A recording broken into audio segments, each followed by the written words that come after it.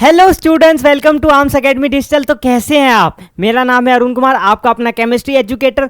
और आज अपनी NEET 60 days power revision series में एक और नया टॉपिक जोड़ने आया हूं आप लोगों के साथ। और ये जो टॉपिक है ना, आपका थर्मोकेमिस्ट्री का बहुत ही इजी और बहुत ही इंपॉर्टेंट टॉपिक है।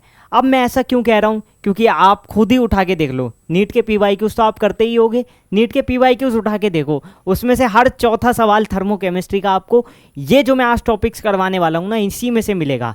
जो आपका स्टैंडर्ड एंथैल्पी ऑफ फॉर्मेशन है, हेस लॉ भी मैं आपको आज सिखा दूंगा, एंथैल्पी ऑफ कंबशन मैं आज आपको बता दूंगा। इसके अलावा एंथैल्पी ऑफ न्यूट्रलाइजेशन और बॉन्ड डिसोसिएशन एनर्जी, मतलब चार टॉपिक मैं आपको आज समझाने वाला हूं इस एक ही वीडियो में।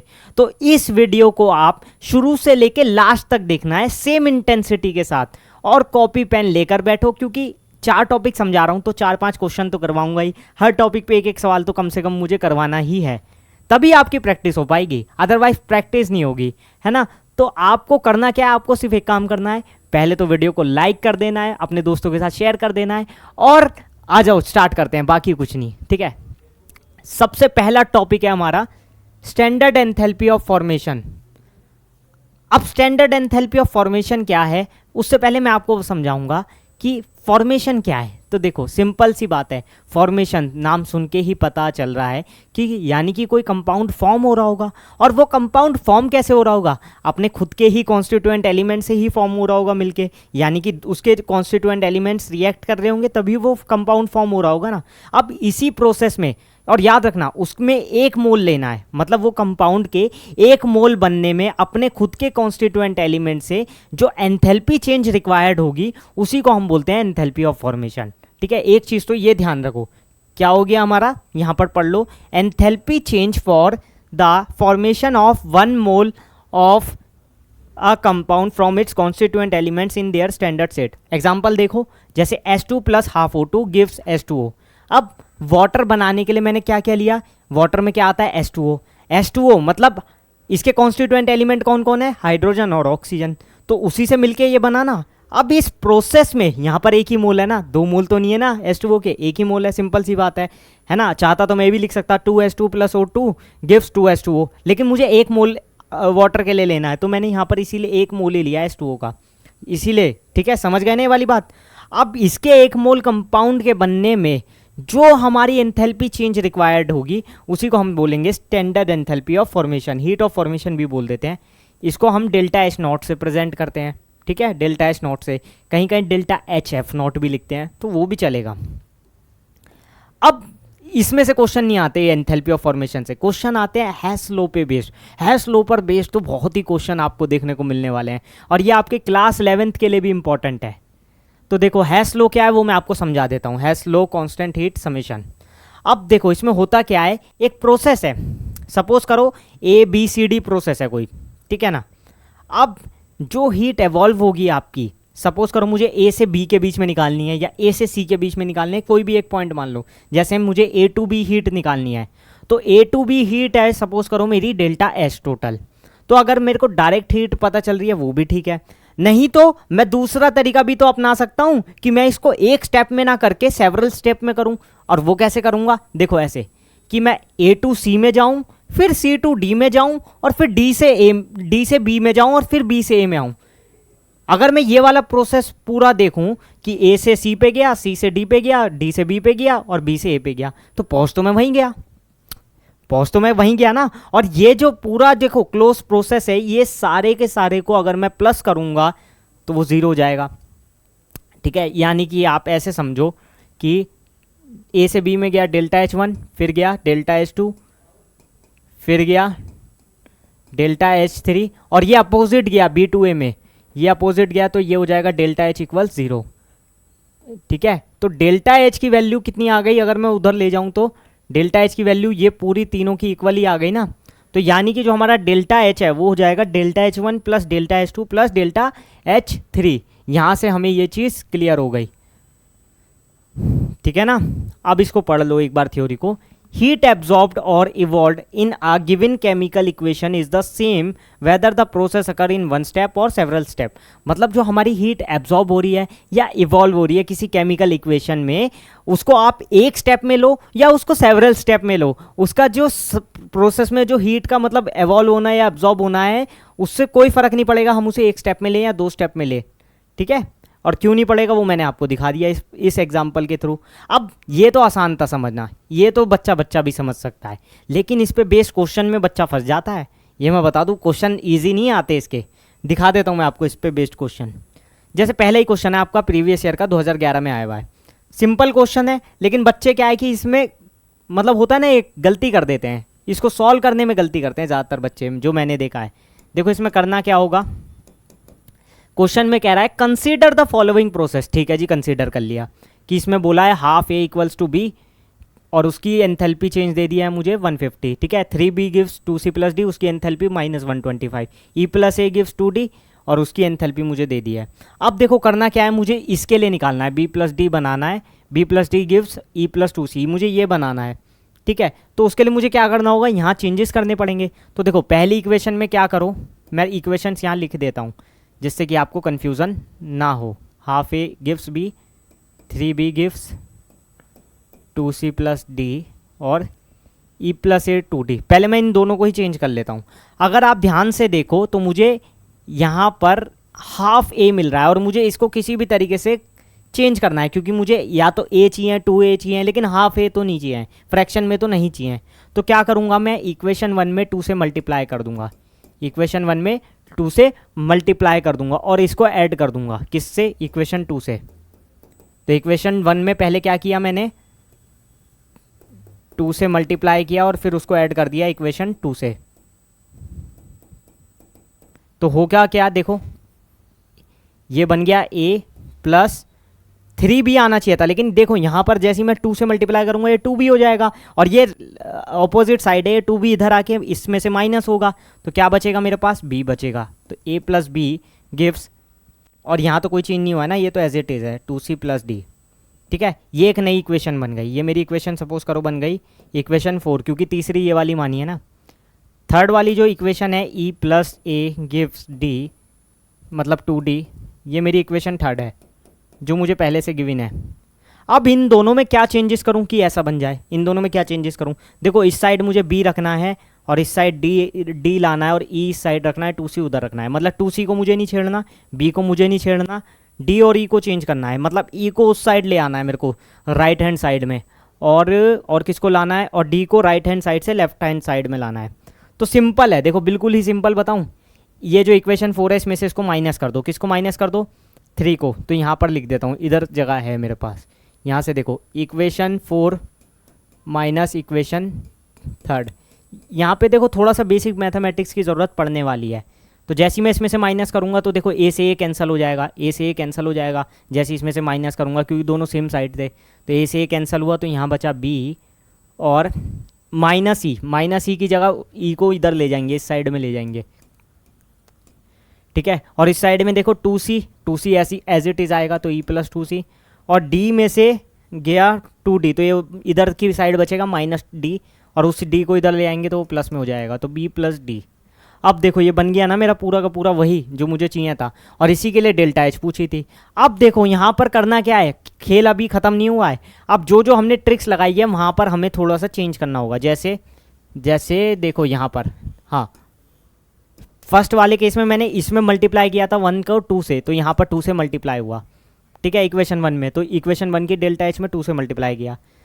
फिर बाद में क्या किया था, हमने इन दोनों को ऐड कर दिया था, किसको, इक्वेशन 1 को और 2 को, यानी इसको इससे ऐड कर दिया 2 से मल्टीप्लाई करके। तो ये हुआ 2 × 150 - 125। ठीक है, उसके बाद क्या किया था हमने, जो नई इक्वेशन बनी थी उसमें से 3 को माइनस कर दिया। अब ये जो पूरी इक्वेशन बनी थी हमारी, इसमें से थर्ड वाले की एंथैल्पी माइनस करो, यानी -350। ठीक है, समझ में आ रहा है कैसे करा, थोड़ा सा कंफ्यूजिंग है लेकिन समझ सकते हो। ये हो गया 300 - 125 यानी -175। ठीक है, कितना हो गया, -175 हो गया, और ये हो गया हमारा, नहीं +175 होगा ना, +175 है, हाँ सही है, और ये हो गया 350। तो ये आ गया 175 माइनस 350 माइनस 175 सिंपली। तो यहाँ पर हमारा जो आंसर आएगा वो आएगा -175 किलो जूल पर मूल। बताओ जल्दी क्लियर है कि नहीं। ये थोड़ा सा आप बच्चों को डिफिकल्ट लगता है, लेकिन एक बार समझ आ जाए तो हो जाता है। एक सेकेंड एसी ऑन कर लेते हैं। ठीक है ना, क्लियर है। नेक्स्ट क्वेश्चन पे बढ़ें। अब नेक्स्ट क्वेश्चन देखो अगर आपने पिछला समझ लिया है ना, तो ये वाला क्वेश्चन आपके लिए कुछ भी नहीं है। एक सेकेंड, इसका ये क्या हो गया, हाँ ठीक है स्टार्ट हो गया। चलो क्वेश्चन देखो, the following two reactions are known. ये भी आपका देखो अगर 2010 में आया हुआ एनसीईआरटी का भी क्वेश्चन है, ठीक है। तो ये वाले क्वेश्चन तो और भी ज़्यादा इंपॉर्टेंट हो जाते हैं। कौन से वाले, जो आपके एनसीईआरटी में भी है और जो आपके प्रीवियस ईयर में भी है। तो देखो क्वेश्चन है Fe2O3 plus 3CO gives 2Fe plus 3CO2। ठीक है, हमने कहा जी ठीक है बिल्कुल सही है, समझ भी आ गया। अब नीचे इक्वेशन दिया है FeO plus CO gives Fe plus CO2, उसके लिए एंथैल्पी दे दी। बनानी क्या है, ये वाली इक्वेशन बनानी है। तो ये तो सिंपली हो जाएगा। इसको मान लो इक्वेशन 1 यहीं के यहीं, इसको मान लो इक्वेशन 2 यहीं के यहीं। और मुझे एक चीज़ समझ आ रही है कि अगर मेरे को ये वाला पार्ट सेम रखना है और CO को सेम रखना है यहाँ पे, और FeO बनाना है यहाँ पर, ठीक है। तो FeO उस साइड लाना है, तो इसका मतलब यहाँ माइनस करना होगा। तो सिंपली ये तो बहुत ही ईजी है। इक्वेशन 1 माइनस, लेकिन डायरेक्ट माइनस करूंगा तो ये 2CO आएगा और मुझे यहाँ CO बनाना है, तो इसके डबल से माइनस करना होगा। यानी कि इक्वेशन 1 माइनस इक्वेशन 2 इंटू 2, ये वाला एप्लीकेशन हमें करना होगा।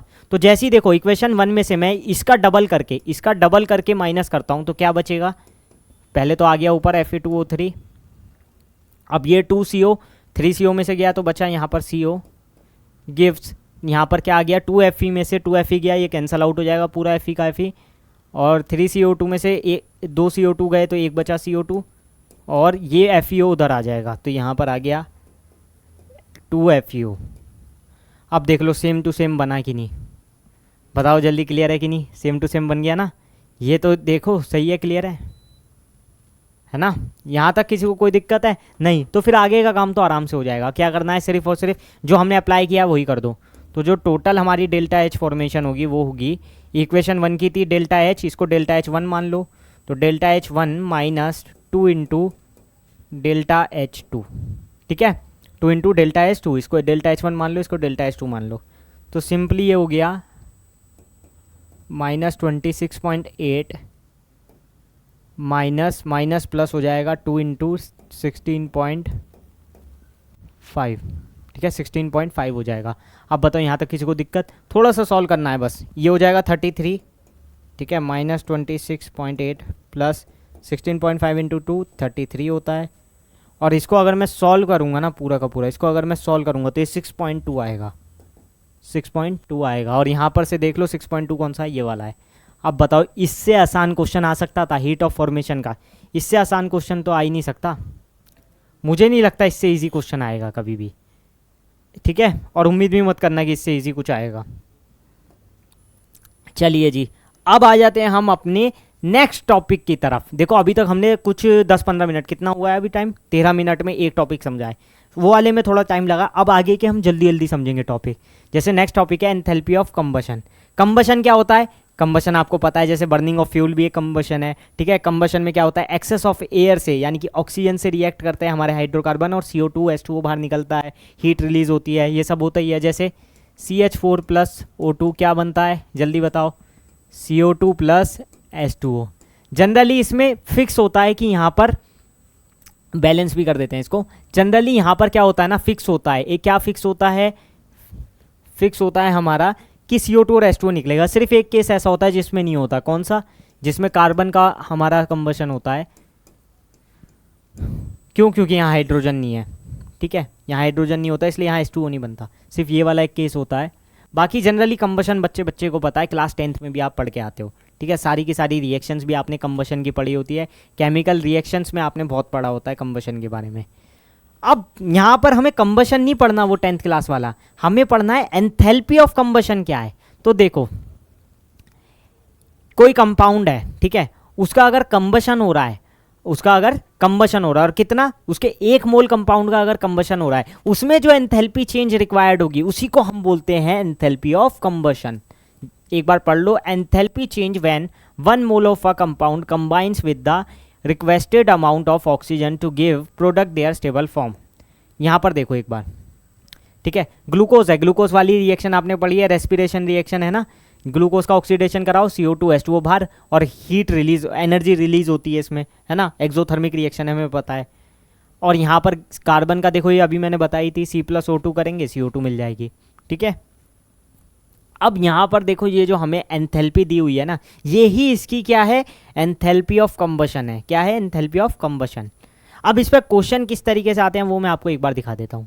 ये आपका देखो प्रीवियस ईयर का ही क्वेश्चन है।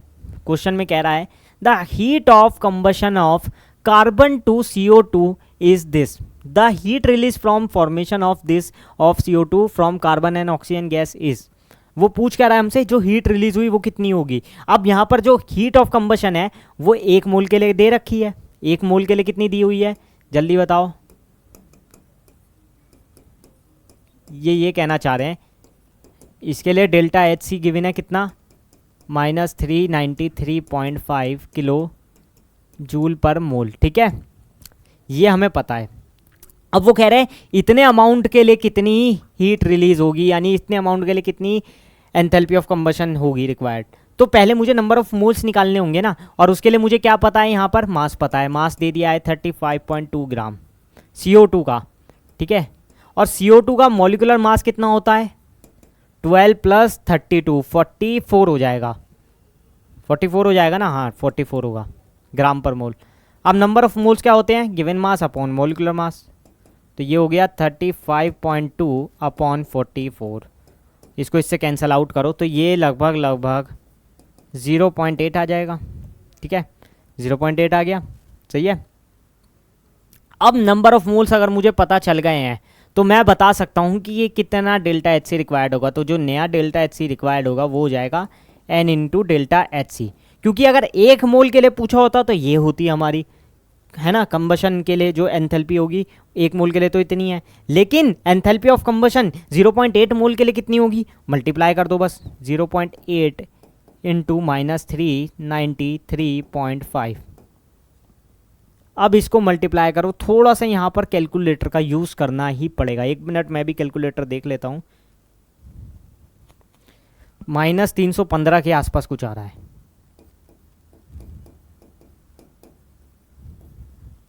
-315 के आसपास कुछ आ रहा है, आप देख लेना। -315 किलो जूल पर मोल आ रहा है, ये आप चेक कर सकते हो, ये वाली चीज़ है, ठीक है। थोड़ा बहुत आपको चेक करना होगा, तो यहाँ पर ऑप्शन में देख लो कौन सा है, ये ऑप्शन हो जाएगा बस इसका, ठीक है ना। इजी था, ज़्यादा कुछ डिफिकल्ट क्वेश्चन तो मैंने नहीं पूछा ना। नेक्स्ट टॉपिक पे आ जाते हैं जल्दी से, क्योंकि हमें अब क्या है कि थोड़ा सा फास्ट चलना है, टाइम कम है हमारे पास। नेक्स्ट टॉपिक आता है एंथैल्पी ऑफ न्यूट्रलाइजेशन।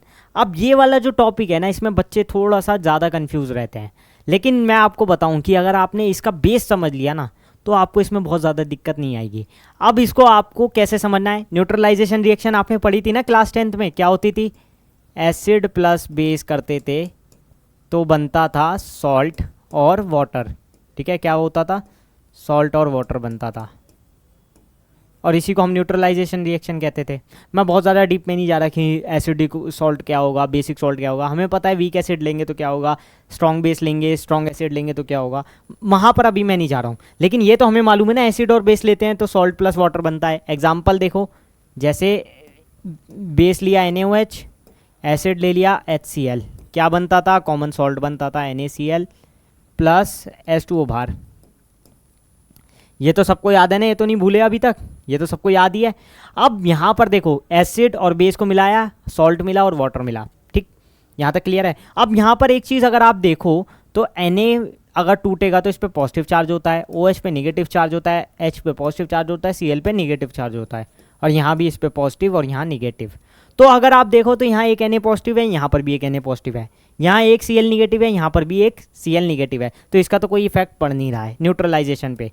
लेकिन अगर आप ध्यान से देखो तो H पॉजिटिव OH निगेटिव मिलके H2O बन रहे हैं एक तरीके से। मतलब इस रिएक्शन में आप इस तरीके से देख सकते हो ना, H2O तो H पॉजिटिव और OH निगेटिव पे डिपेंड कर रहा है, यानी कि जो मेरा वाटर है, उसका 1 मोल, अगर मैं 1 मोल वाटर की बात करूं तो वो फॉर्म हो रहा है कब, जब हाइड्रोजन आयन और एक हाइड्रोक्साइड आयन, हाइड्रोजन आयन और एक हाइड्रोक्साइड आयन न्यूट्रलाइजेशन रिएक्शन में पार्टिसिपेट कर रहे हैं।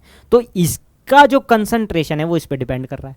ठीक है, तो यही हमारी एंथैल्पी ऑफ न्यूट्रलाइजेशन का कॉन्सेप्ट यहां से आता है। अब ये जो हमारी एंथैल्पी ऑफ न्यूट्रलाइजेशन है यहां पर डेल्टा एच नॉट, ये फिक्स्ड होती है, इसकी वैल्यू आती है -57.3 किलो जूल पर मोल। ठीक है,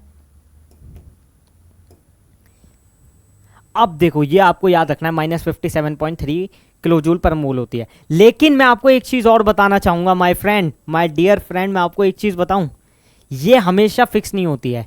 क्यों? क्योंकि देखो अगर हम स्ट्रॉन्ग एसिड स्ट्रॉन्ग बेस ले रहे हैं, जैसे NaOH क्या था, स्ट्रॉन्ग बेस था, HCl क्या था, स्ट्रॉन्ग एसिड था, उसके केस में ये फिक्स रहेगा कि -57.3 -57.32 कुछ आता है। लेकिन ये कम हो जाती है, ये कम हो जाती है, किस केस में कम होती है, जब हम वीक एसिड लेते हैं। क्या लेते हैं? वीक एसिड लेते हैं। ऐसा क्यों होता है? उसके पीछे कुछ तो रीज़न होगा, ऐसा थोड़ी कि खुद ब खुद कि मतलब मान ही ले कि ऐसा होता है, नहीं, तो उसके पीछे रीज़न है। देखो जो हमारा वीक एसिड अगर हम लेंगे, जैसे सपोज करो अगर मैं ले लूँ CH3COOH प्लस NaOH, मतलब स्ट्रॉन्ग बेस और वीक एसिड अगर मैं लूँ, प्रोडक्ट क्या फॉर्म होता था यहाँ पर, CH3COONA होता था प्लस H2O होता था फॉर्म।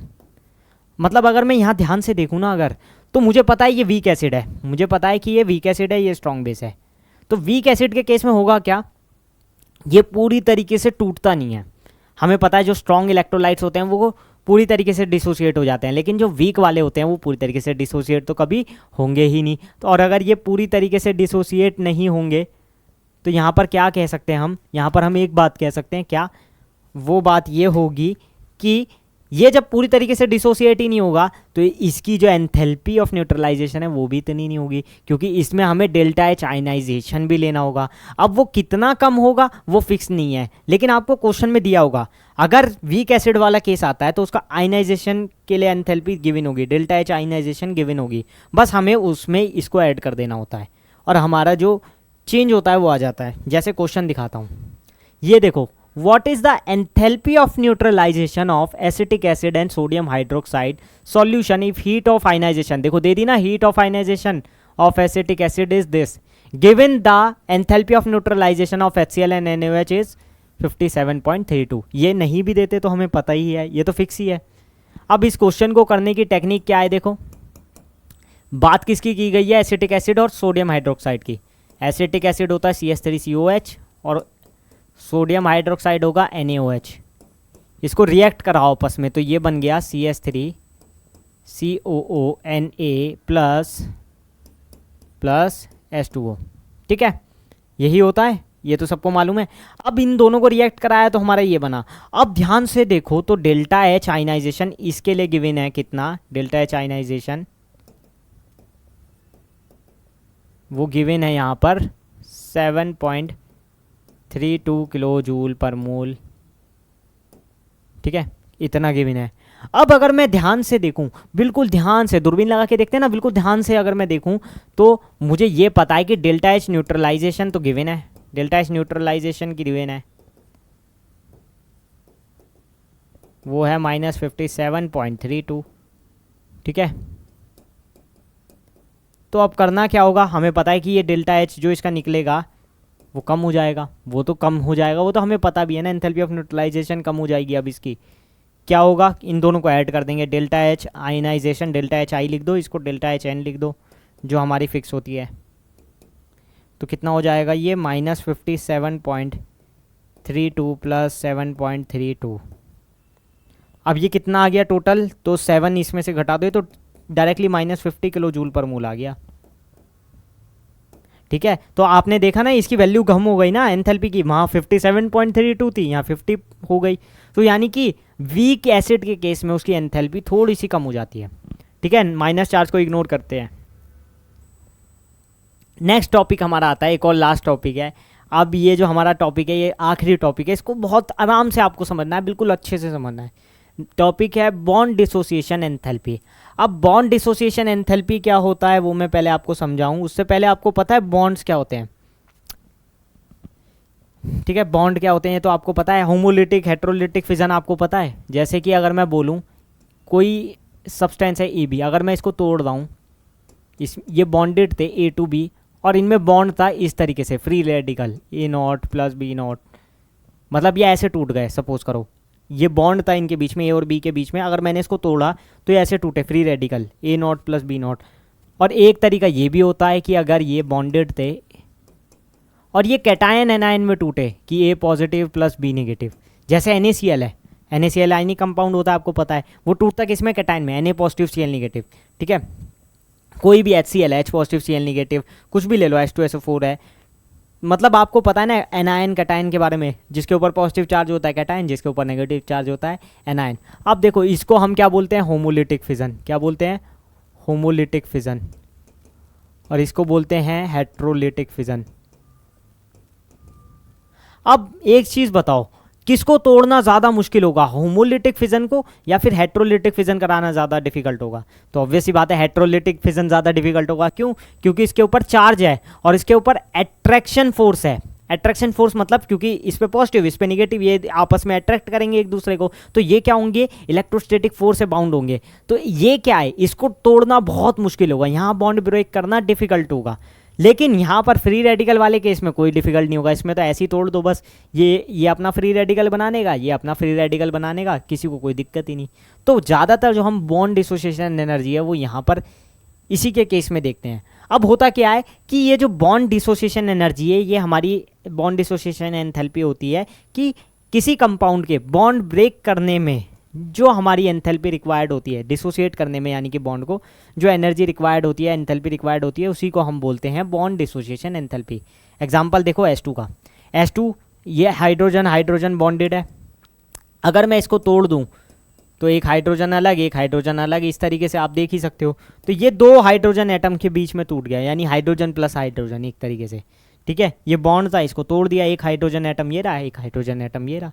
अब इसमें जितनी हमारी एंथैल्पी रिक्वायर्ड होगी इस बॉन्ड को तोड़ने में, वो हमारी हो जाएगी बॉन्ड डिसोसिएशन एंथैल्पी। क्वेश्चन करवा देता हूँ मैं इस पर, ये आपका नीट में आया हुआ क्वेश्चन है 2011 में। Enthalpy change for the reaction 4H gives 2H2 is 869.6 kilo joule, ठीक है ना। अब डिसोसिएशन एनर्जी बताओ हाइड्रोजन हाइड्रोजन बॉन्ड के लिए। अगर आप ध्यान से देखो तो मुझे इसको उल्टा करना पड़ेगा, क्योंकि एक हाइड्रोजन एटम थोड़ी H2 में टूटेगा। ऑब्वियस सी बात है, जो H2 मॉलिक्यूल है वही तो दो हाइड्रोजन एटम में टूट सकता है, और यहाँ पर दो हाइड्रोजन मॉलिक्यूल है तो वो 4 हाइड्रोजन एटम में टूटेंगे। यहाँ पर ये वाली बात हो रही है, ठीक है। तो सबसे पहले तो मुझे इसको उल्टा करना होगा, ठीक है। यहाँ पर ये चीज़ करनी होगी, ये बात आपको समझ आई, क्लियर है? क्योंकि हाइड्रोजन मॉलिक्यूल ही तो हाइड्रोजन एटम में टूटेगा, और उसके अलावा इसको फिर 2 से डिवाइड भी करना होगा। क्यों? क्योंकि मुझे 1 मोल के लिए निकालनी है ना, मुझे तो 1 मोल के लिए देखना है ना कि 1 मोल जो हमारा कंपाउंड है, मॉलिक्यूल है, वो डिसोसिएट हो रहा है, और यहाँ 2 मोल दिए हुए थे, तो क्या किया, इसको 2 से डिवाइड कर दिया, यहाँ भी 2 से डिवाइड, यहाँ से भी 2 से डिवाइड। अब ये सही है। अब जो इसके अंदर एंथैल्पी रिक्वायर्ड होगी वो हमारी हो जाएगी डिसोसिएशन एनर्जी। लेकिन ये 2 स्टेप करने में, वो इसलिए मैं कहता हूँ स्टेप को हमेशा लिखना चाहिए। सबसे पहले मैंने क्या किया था, रिएक्शन को रिवर्स किया था, तो यहाँ लिखा रिवर्स। फिर क्या किया था, डिवाइड बाय 2, फिर क्या किया था, डिवाइड बाय 2। तो ये 2 स्टेप मैंने लगाए हैं। तो अब इसकी जो एंथैल्पी गिवन थी ना, जो इसकी एंथैल्पी गिवन थी डेल्टा H,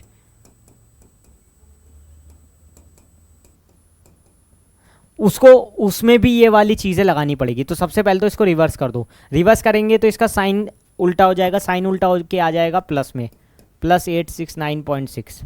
उसके बाद डिवाइड बाय 2, अगर मैंने रिएक्शन को 2 से डिवाइड किया तो ये भी तो 2 से डिवाइड हो जाएगी एंथैल्पी, तो यहाँ भी 2 से डिवाइड हो जाएगा। डेल्टा H BD जो भी आपकी